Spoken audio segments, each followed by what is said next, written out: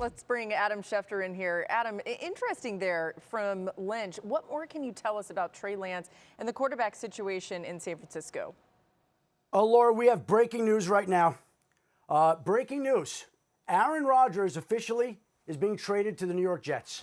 And it just came down moments ago in a trade involving 6 picks. Aaron Rodgers is going to the New York Jets. It's official. It is happening. Finally, after all this time, we've been waiting for this trade to happen, and now it is. And here are the details of the trade that just came down. The Jets are sending their first-round pick this year, their second-round pick this year. Sorry. Well, hold on. Big swagoo, hold on. Their second-round pick next year, it's a conditional pick. They get back the Packers' first-round pick this year and a 5th-round pick, but the trade is coming down. Aaron Rodgers is going to be a Jet. It is official. The two sides are in agreement right now, and essentially here are the terms of the trade that I can give you exactly as it stands. The Jets, and again, this is in real time, so it's coming in. Aaron Rodgers, pick number 15 in the first round, a 2023 5th-round pick, number 170. The Packers get pick number 13, a 2023 second-round pick, number 42. The Jets' first-round pick, first pick in the second round. A 6th-round pick, number 207. A conditional 2024 second-round pick that becomes a 1 if Rodgers plays 65% of the plays this year. And so the trade that we've been waiting for finally has been agreed to. Aaron Rodgers is being sent to the Jets, and the Jets have a quarterback, and the Packers have extra draft capital and extra draft ammunition. Adam, fascinating as you hear the haul on both sides and how this ended up going down. I think that conditional pick is what really sticks out to me based on Rodgers' play. But I just want to follow up with this. How did they finally get to this point? It feels like the first-round picks had to have been involved here, certainly, especially for the Packers side of things. Well, Laura, listen, it's draft week, and both sides need to get this done. The Packers need the draft capital to surround Jordan Love with those picks. And the Jets want their quarterback. He wants to be a part of the offseason program. And so it was only a matter of time before they got this deal done. They've been talking here in recent days, trying to get this worked out. And now, officially, it is agreed to. And there you see the terms of the trade that just went down, a historic trade. The second time the Jets have gotten a trade done like this with the Packers. You remember the last time they traded for Brett Favre. That was a conditional 4th-round pick. A conditional 4th-round pick. This time, the trade is done. And obviously, you see the extensive terms there that we discussed. But it's a historic deal in this particular situation. Schefter to go, man. Go ahead, Mina. Schefter is to go. Yeah. Okay. Wow. So many thoughts in response to this. First of all, say going from 15 to 13 is not totally insignificant because you're jumping the Patriots, and if the Packers are in the market for a wide receiver, Jackson Smith and Jigba, for example, might be there at 13 and not at 15. So just going to throw that out there. Yeah. But Laura, I think you hit on it. The aspect of this deal that jumps out the most to me is that conditional second-round pick. I wouldn't be surprised if that is what was holding it up, frankly, because the Jets obviously wanted some security that they were trading for a player who's actually going to play this season. And for the Packers to get what I believe more likely than not will be a first-round pick, granted probably a later first-round pick, but still for Aaron Rodgers, that is a victory. No, I feel like no buts about it. That's a win for Green Bay. Yeah, again, that was the conditional 2024 second-round pick that Adam just reported on. It becomes a first if Rodgers plays 65% of the plays. Really important there. Go ahead, Dan. 65% of the plays this season, right, Schefty? That's correct, Dan. 65% injury, whatever it may be, he's got to be out there for 65% of the Jets' offensive plays. And I think this was one of the hang-ups in the deal. I think the Packers really wanted to come out of this with a first-round draft pick somehow.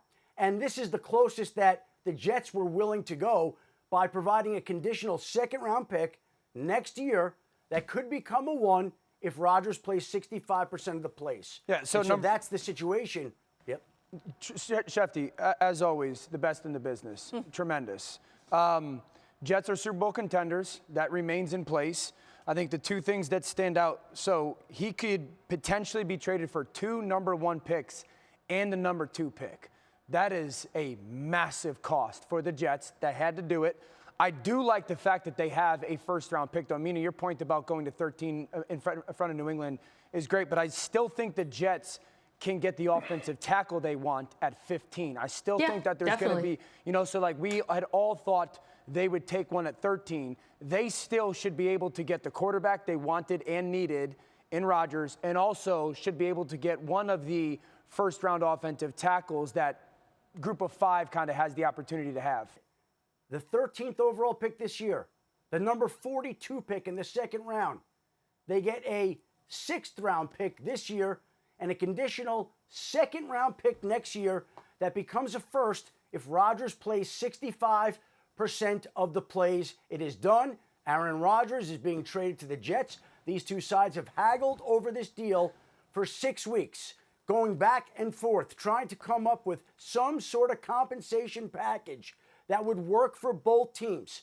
Obviously, with the draft being this week, it was only a matter of time before they stepped up. And oh, by the way, the Jets get back Aaron Rodgers. And even though Hall of Fame quarterback Joe Namath has given permission to Aaron Rodgers to wear his number 12, my understanding is that Aaron Rodgers is going to wear number 8 in New York, the number 8 that he wore in college at Cal out of respect to Joe Namath. So he's not going to take the 12 that was offered up.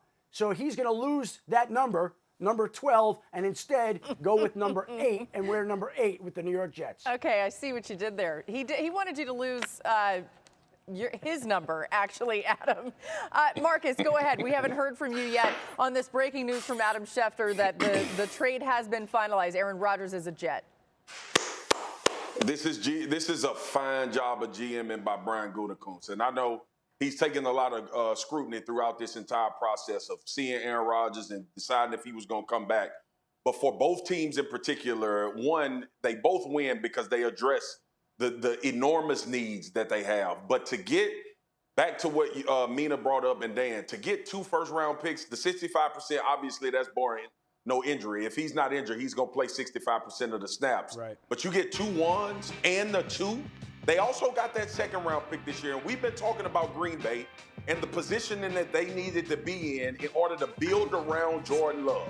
Whether you are building a roster out and you have to draft a quarterback of the future, or whether you're building around Jordan Love based on how he plays this year, Green Bay has really set themselves up for the next couple of years to not only be able to maneuver if they find a quarterback, if they find out that Jordan Love is not the guy, but you also look at this team and this entire saga that they've been through with Aaron Rodgers.